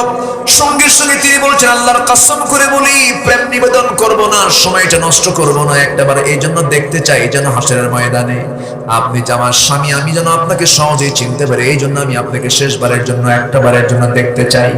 সঙ্গে সঙ্গে আব্দুল্লাহ বলছেন, আমার স্ত্রী শোনো, তুমি যদি সবর ধরতে পারো, আমি তোমার জীবনের যদি একমাত্র স্বামী হয়ে থাকতে পারি, হাসরের ময়দানে আমার তোমার মাঝে পরিচয় করার দায়িত্ব কেউ নেবেন না, আল্লাহ পরিচয় করায় দিবেন। জোরে কোন সুবহানাল্লাহ। আব্দুল্লাহ বিন রাওহা নতুন স্ত্রী ঘরের মধ্যে রেখে না দেখা করে শুধু কথা বলে বিদায় নিলেন, যুদ্ধে ঝাঁপিয়ে পড়লেন। 3 জনের শাহাদাত বরণ করলেন। যুদ্ধের মোড় চেঞ্জ হয়ে গেল। 4 নম্বর সেনাপতি খালিদ বিন ওয়ালিদ সামনে দাঁড়ায় দেখেন 3 জনে দুনিয়া থেকে বিদায় নিয়েছেন, কিন্তু দূর থেকে লক্ষ্য করে দেখতেছেন কে যেন কালেমার ঝান্ডাটা উঁচু করে ধরে আছে। কাছাকাছি এসে দেখেন কেউ ধরে না। 3 নম্বর সেনাপতি আব্দুল্লাহ বিন রাওহা তার মুখের মধ্যে কালিমার ঝান্ডা তিনি কামড় মেরে ধরে আছেন। আকাশমুখী হয়ে আছে কালিমার ঝান্ডা। কাফেররা যখন তার ডান হাতে মেরে দিয়েছে, বাম হাতে কালিমার ঝান্ডা নিয়েছেন, বাম হাতে মেরেছে, চট করে মুখের মধ্যে কালিমার ঝান্ডা কামড় মেরে ধরেছেন। কাফেররা তার মস্তকটা দ্বিখণ্ডিত করেছে, কালিমার ঝান্ডা উঁচু করে তিনি ধরে রেখেছেন, দুনিয়া থেকে বিদায় নিয়েছেন। খালিদ বিন ওয়ালিদ সামনে গিয়ে তার কালিমার ঝান্ডা মুখ থেকে যখন হাত দিয়ে টান মারবেন, মুখটা খোলে না, মুখটা খোলে না, কানের মধ্যে মুখ ঢুকায় বলছেন, ভাই আব্দুল্লাহ, মুতার যুদ্ধের আমি হলাম 4 নম্বর সেনাপতি। মুখটা খুলে গেছে। কালেমার ঝান্ডা হাতের মধ্যে নিয়ে যুদ্ধ শুরু করে দিলেন। 3000 সৈন্য নিয়ে 1 লক্ষ সৈন্যকে পরাজিত করলেন। সংখ্যা দিয়া, শক্তি দিয়া না ঈমান দিয়া? সংখ্যা দিয়া, শক্তি দিয়া না ঈমান দিয়া? আমাদের সংখ্যা দরকার, শক্তি দরকার না ঈমান দরকার?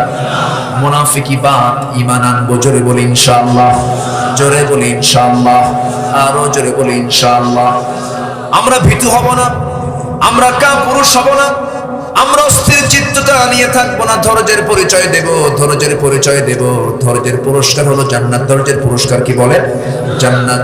আল্লাহ তাআলা তুমি সবাইকে এই 11টি মুনাফিকের আলামত থেকে আমাদের জীবনকে তুমি আল্লাহ সেভ করো। জোরে বলি আল্লাহুম্মা আমিন, আরো জোরে আল্লাহুম্মা আমিন। মুনাফিকের কোনো সিমটম যেন আল্লাহ তাআলা আমাদের ভিতরে না দেন। জোরে বলি আল্লাহুম্মা আমিন।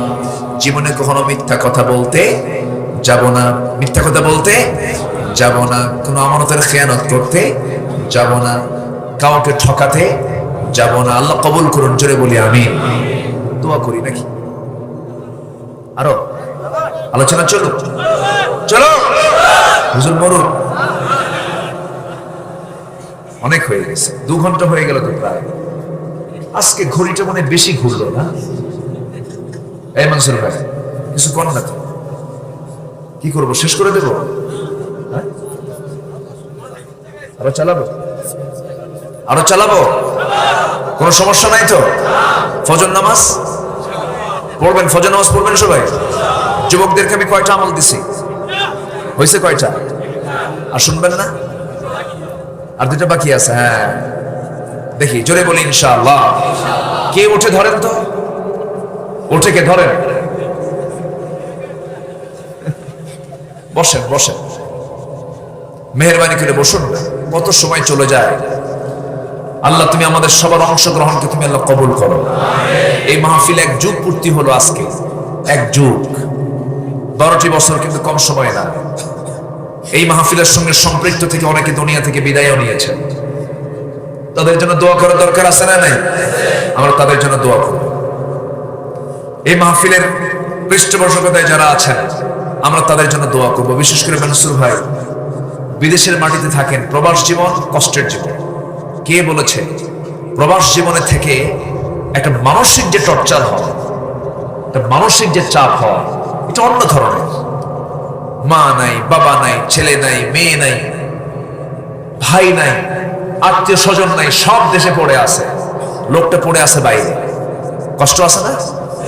আল্লাহ তুমি যাদের প্রবাস জীবন, মেহেরবানি করে প্রবাস জীবনকে তুমি আল্লাহ আনন্দময় করে দাও, নিরাপদ করে দাও। জোরে বলি আল্লাহুম্মা আমিন। বাধা হিসাবে তিনি চিহ্নিত করেছেন। সম্পদের জন্যই কিন্তু মানুষ আল্লাহর জিকির বাদ দেয়, আছে না নাই বলেন? আল্লাহ তাআলা বলেছেন লা তুলহিকুম আমওয়ালুকুম ওয়ালা আওলাদুকুম আন যিকরিল্লাহ। জিকির যেন তোমাদের যেন ভাটা না পড়ে সম্পদের কারণে, সন্তানের কারণে। আমরা সর্বক্ষণ জিকির করব কার? জিকির মানে কি? জীবনের সকল জায়গায় কার নাম নেওয়া?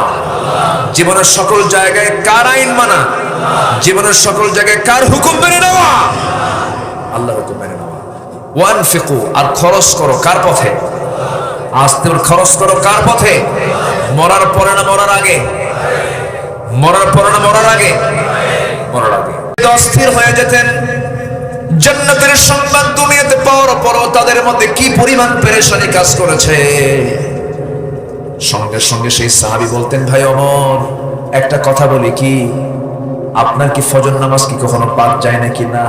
যে ব্যক্তি ইমানদার হবে তার কখনো ফজর নামাজ বাদ যাবে না, আর যার ফজর নামাজটা বাদ যাবে তার মধ্যে মুনাফিকের লক্ষণটা 16 আনা। কি কথা কি বোঝা গেল? মুনাফিকের আর একটা লক্ষণ কিন্তু বলে দিলাম। মুনাফিকরা জোহর পড়তে পারে, আসর পড়তে পারে, মাগরিব পড়তে পারে, কিন্তু ফজর আর এশা পড়তে পারে না। তাহলে ফজর এশা কি বাদ যাবে নাকি? আসতে বলে বাদ যাবে? সবাই নামাজ পড়িত নাকি? নামাজ হবে কয় ওয়াক্ত নামাজ? আসতে বলবেন না, কয় ওয়াক্ত নামাজ? একা না জামাতে? মনোযোগে না মনোযোগে? বুঝে না না বুঝে? জেনে না না জেনে? সময় ন সময়ে? সুন্দর করে আমরা নামাজ পড়ব। ফজর নামাজ যারা চলে যাবে, ফজর নামাজ যে পড়তে পারে না, তার মধ্যে মুনাফিকের লক্ষণগুলো চলে এসে যাবে। এই জন্য আমরা নামাজকে সুন্দর করে ফেলবো। যার নামাজ যত সুন্দর হবে তার ইমানটা তত সুন্দর হয়ে যাবে। আমার ভাইয়েরা, এই পৃথিবীতে বান্দার যত অপরাধ আছে, সমস্ত অপরাধের মধ্যে সবচেয়ে বড় অপরাধ আমার আল্লাহর কাছে বিবেচিত, সেটা হলো 1 নম্বর হলো নামাজ যারা নষ্ট করবে। কিন্তু দুঃখ লাগে আমার দেশে নামাজি বেশি না বেনামাজি বেশি।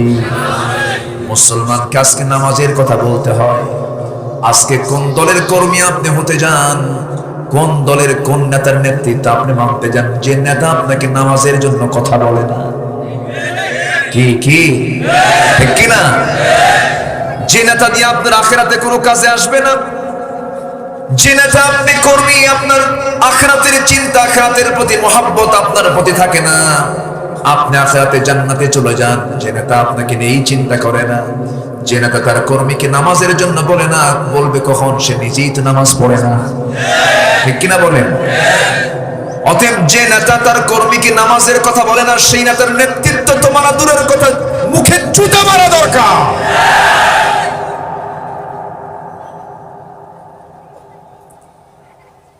আমার বন্ধুগণ, আল্লাহ রাব্বুল আলামিন বলেছেন, ফাখালাফা মিন বা'দিহিম খালফুন আদাউস সালাহ ওয়াত্তাবাউশ শাহাওয়াতি ফাসাউফা ইয়ালকাউনা গায়্যা।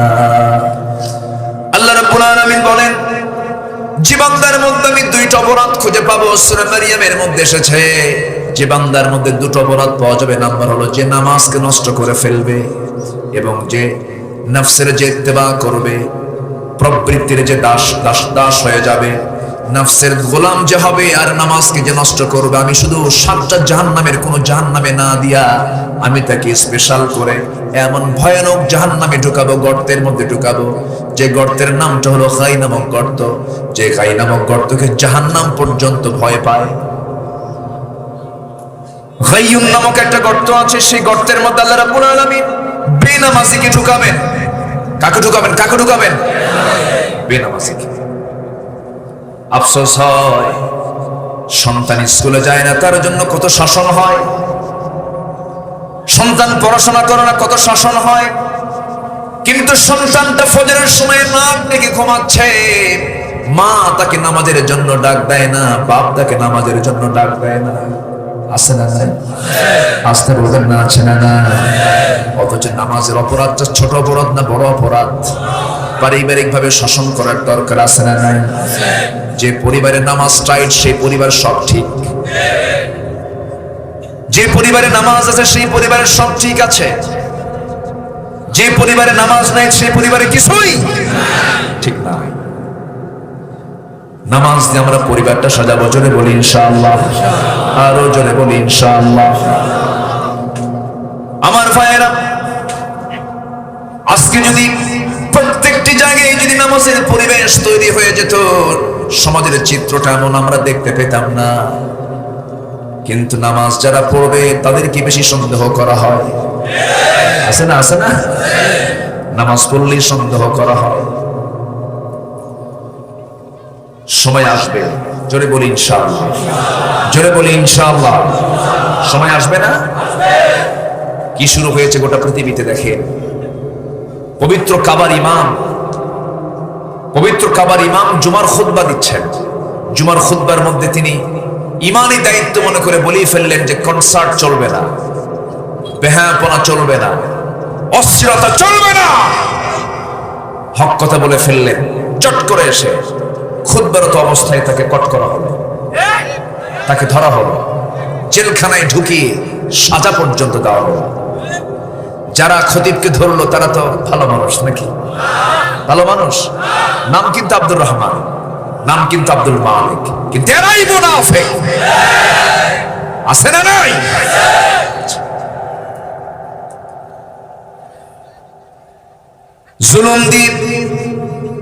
জুলুম দিয়ে বেশি দিন টিকে থাকা যায় না।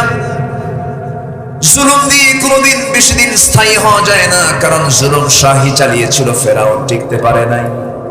নমরুদ চালিয়েছিল, টিকতে পারে নাই। আবু জেহেল চালিয়েছিল, টিকতে পারে নাই। বর্তমান দুনিয়াতে যারা ফেরাউনদের চরিত্র নিয়ে সামনে চলতে চায় তারাও চলতে পারবে না। জোরে বলি ইনশাআল্লাহ।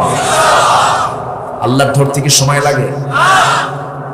আল্লাহ ছাড় দেন, ছেড়ে দেন না। ধরে না, ধরলে আল্লাহ ছাড়েন। ধরেন নাই? নমরুদকে ধরেন নাই? কি দিয়ে মারছে? কি দিয়া? সচল না অসল? অসল, দুর্বল, ঠ্যাং নাই, একটা পাখা নাই, নড়ে না। পাহাড়ের মুখ খুলে দেওয়া হলো, এক ঝাঁক মশা চলে এলো। এর মধ্যে সবচেয়ে দুর্বল যে সবার পরে আসছে, সেই মশাটার দায়িত্বে পড়ে গেল যে একে সাইজ করে। ঢুকলো নাক দিয়া, ব্রেডের মধ্যে চলে গেল। সম্মানিত ভাইয়েরা, মশাকে দুর্বল মনে করি আমরা, কিন্তু আসলে মশা কিন্তু দুর্বল না। মশা কি দুর্বল? মশারি টাঙ্গাই কেন বলেন? কেন টাঙ্গাই আমরা? আমার জমির ভাই কই? জমির ভাই আজকে আমাকে অনেক কিছু খাওয়াইছে, আলহামদুলিল্লাহ। জমির ভাইয়ের বাসায় একটু সন্ধ্যার দিকে বিশ্রাম নিচ্ছিলাম, দেখি মশা আমারও সম্মান করলো না। কি কথা কি বুঝতেছে? ও হুজুরও মানে না, মন্ত্রীও মানে না, প্রেসিডেন্টও মানে না, ঠিক কি না? ওর কি কোথাও যেতে কি ইমিগ্রেশন ক্রস করতে হয়? ও গণভবনও যায়, বঙ্গভবনও যায়, ঠিক কি না? তাহলে ও কি দুর্বল? দুর্বল না। আল্লাহ তাআলা মশার উদাহরণ দিয়েছেন কোরআনে কারীমে, আছে না? এটা নোয়াখালী অঞ্চল, আমি এটাকে নোয়াখালী বলি কারণ ভাষা নোয়াখালী, জেলা চিটাগাং, ঠিক আছে না? এই অঞ্চলে আলেম ওলামা বেশি, বলি আলহামদুলিল্লাহ। আল্লাহ তাআলা মশার নাম নিয়েছেন কোরআনে, মাকড়সার নাম নিয়েছেন, মৌমাছির নাম নিয়েছেন, আছে না নাই? কোরআনে আছে না নাই? এমনি নিয়েছেন? এর মধ্যে শিক্ষা আছে না নাই? কথা যখন চলে আসলো বলে ফেলি, মশাকে দুর্বল কোন প্রাণী ভাবার কোনো প্রশ্নই আসে না। মশা কিন্তু ছোটখাটো কোনো প্রাণী, দেখতে ছোট কিন্তু ছোটখাটো কোনো প্রাণী নয়। আল্লাহ তাআলা এর মধ্যে বিশাল শক্তি দান করেছেন। কেমন শক্তি দেখেন, ডেঙ্গু যার হয়েছে সে বুঝে। নাম্বার 1 হলো আল্লাহ রাব্বুল আলামিন সূরা বাকারার 26 নম্বর আয়াতে বলেছেন, ইন্নাল্লাহা লা ইস্তাহি আন ইয়াদরিবা মাসালান মা বাউদাতান ফামা ফাওকাহা ফাআম্মাল্লাযীনা আমানু ফায়া'লামুনা আন্নাহুল হক। জোরে বলি আল্লাহু আকবার। আল্লাহ তাআলা মশার উদাহরণ দিয়ে তিনি কোনো লজ্জা পান না। ইমানদার যারা তাদের মধ্যে হক খুঁজে পায়, যারা কাফের তারা বলে মাযা আরাদাল্লাহু বিহাদা মাসালা, তোমার আল্লাহর কাজ নেই, কাম নেই, মশার উদাহরণ কোরআনে টানছে, কি দরকার ছিল? কিন্তু মশার উদাহরণ টানার পিছনে হিকমত আছে না নাই? বলে এক নাম্বার হিকমত একটু শুনে নেন। এক নাম্বার হিকমত হলো, যে মশা বেশি রক্ত খাবে তার হায়াত বাড়বে না কমবে? বলেন, যে বেশি পরিমাণে খাবে তার হায়াত কমে না বাড়ে? কমে যায়। ঠিক তেমন এই দুনিয়াতে যারা বেশি পরিমাণে জুলুম করে, লুটপাট করে, জনগণের টাকা যারা মেরে খাবে তাদের হায়াতও কমে যাবে, ঠিক কি না? এমন লুটপাট যারা করবে তাদের হায়াত কমে যাবে, টিকবে না, হারামের কোন আরাম। নাম্বার 2 হলো মশা এমন একটি প্রাণী, মশা মানুষকে কামড়ায়, কিন্তু পুরুষ মশা কিন্তু কামড়ায় না। মশা কামড়ায় কোন মশা? স্ত্রী মশা। যারা সায়েন্স পড়েছেন তারা বললেন স্ত্রী মশা মানুষকে কামড়ায়, কিন্তু স্ত্রী মশা মানুষকে কামড়ায় এটা বর্তমান সায়েন্স এটা প্রমাণ করেছে। কিন্তু আল্লাহ তাআলা ১৫০০ বছর আগে যে মশার কথা বলেছেন সেই মশাটা বলেছেন স্ত্রী মশার কথা। ইন্নাল্লাহা লা ইস্তাহি আন ইয়াদরিবা মাসালান মা বাউদাতান। বাউদাতান কি? মুয়ান্নাস। স্ত্রী মশা কামড়ায়। নাম্বার 3 হলো মশা যখন রাতের বেলা মশারি টাঙ্গানোর পরেও 2-1টা মশা যদি মশারির মধ্যে ঢুকেই পড়ে, কানের কাছে এসে যে আওয়াজ করে সে আওয়াজটা ভন ভন ভন করে আওয়াজ, এটা কি খুব মহব্বতের, খুব সুরের আওয়াজ নাকি? খুব বিরক্তিকর আওয়াজ। এই আওয়াজ কানে আসলে ঘুম শেষ হয়ে যায়। কিন্তু এই যে আওয়াজটা সে করে, কেমন করে করে আওয়াজটা করে হলো সে তার পাখাটা নড়ায়, এত গতিতে তার পাখাটা নড়ে। সায়েন্স বলতেছে মশা তার পাখাটাকে প্রতি সেকেন্ডে, 1 সেকেন্ড সময় কিন্তু খুব অল্প, 1 সেকেন্ডে সে মশা তার পাখা নড়ায় হলো 500 থেকে 600 বার। জোরে বলেন সুবহানাল্লাহ। পৃথিবীতে কোনো প্রাণী কি এরকম আছে? পৃথিবীতে কোনো মেশিন কি এরকম আছে? পৃথিবীতে কোনো মেশিন এত নাই, এরকম নাই যে 1 সেকেন্ডে পাখা নড়াচ্ছে মশা হলো 500 থেকে 600 বার। আল্লাহ তাআলা মশার উদাহরণ এমনি দেন নাই। নাম্বার 4, ও দুনিয়ার মানুষ, মশার উদাহরণটা আমি এই জন্য দিয়েছি কারণ একজন কুখ্যাত কাফেরকে আমি দুনিয়া থেকে বিদায় করেছি কি দিয়া? কি দিয়া? আমার বন্ধুগণ, ওইদিকে মাকড়সার উদাহরণ দিয়েছেন। সূরা মাকড়সা আছে না? সূরাতুল আনকাবুত, মাকড়সার নামে একটা সূরা আছে। আল্লাহকে ছাড়া অন্য কাউকে যারা বন্ধু বানাবে তাদের দৃষ্টান্ত হলো মাকড়সার মতো, মাকড়সার বাসার মতো, মাকড়সার মতো। কামাসালিল আনকাবুত।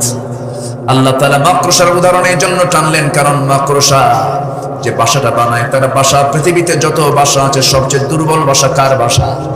মাকড়সার বাসা। একটু বাতাস আসলেই তার বাসা লন্ডভন্ড হয়ে যায়। যদিও দেখতে সুন্দর, কৌণিক মাপ সুন্দর, স্কেল সুন্দর করে বাসা বানায়, কিন্তু সেই বাসাটা সামান্য ঝড়েই উপরে যায়, সামান্য ঝড়ে লণ্ডভণ্ড হয়ে যায়। আর বর্তমান আধুনিক তাফসীর হলো, আধুনিক ব্যাখ্যা হলো, আল্লাহ তাআলা মাকড়সার সঙ্গে তুলনা করেছেন। কেন? কামাসিল আনকাবুত, মাকড়সার মধ্যে পুরুষ এবং স্ত্রী আছে, তাদের সংসারও আছে, কিন্তু তাদের সংসারটা খুব ঠুনকো সংসার। সায়েন্স বলতেছে প্রত্যেক স্ত্রী মাকড়সা তার পুরুষ মাকড়সাকে কামড় মেরে মেরে ফেলে দেয়। যে পরিবারে স্ত্রী তার স্বামীকে ষড়যন্ত্র করে মারে, সেই সংসারটা খুব সুখের সংসার। আল্লাহ তাআলা বলছেন, যারা আল্লাহকে বাদ দিয়ে অন্য কাউকে বন্ধু বানায়, তাদের জীবনটা হলো, তাদের উদাহরণটা হলো মাকড়সার সংসারের মতো। আল্লাহ তাআলা কোন উদাহরণ এখানে এমনি দেন নাই। প্রত্যেকটা কথার মধ্যে যৌক্তিকতা আছে না নাই? বান্দার জন্য কল্যাণ আছে না নাই? বান্দার জীবনের জন্য প্রয়োজন আছে না নাই? এই সমস্ত শিক্ষা না দিয়া ডারউইন শিখাও, বিবর্তনবাদ শিখাও, ওই সমস্ত শিক্ষাকে আমরা মানি না, মানি না, মানি না, ঠিক কিনা? যে শিক্ষায় আল্লাহ নাই, যে শিক্ষা আল্লাহর পরিচয় নাই, সেই শিক্ষায় আমরা নাই। কষ্ট পাচ্ছেন? কষ্ট পাচ্ছেন? সন্দ্বীপে আসলে আমার কলিজাটা ভরে যায়। যদিও আসতে কষ্ট, কিন্তু আসার পরে এখানে থাকলে সব কষ্ট ভুলে যায়। আলহামদুলিল্লাহ।